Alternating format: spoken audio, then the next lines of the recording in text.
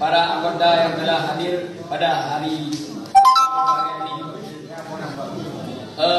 Langsung saja kita masuk dalam acara, yaitu acara peresmian grup KTHAI dengan ucapan Bismillahirrahmanirrahim. Grup KTHAI diresmikan pada hari ini. Semoga grup KTHAI semakin kompak, berjaya, dan juga sukses buat semua generasi yang akan datang.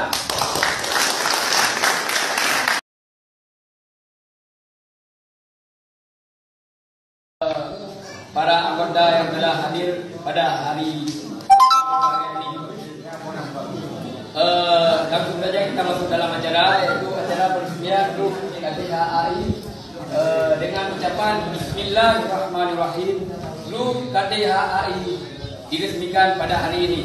Semoga grup KTHAI semakin kompak, berjaya, dan juga sukses buat semua generasi yang akan datang.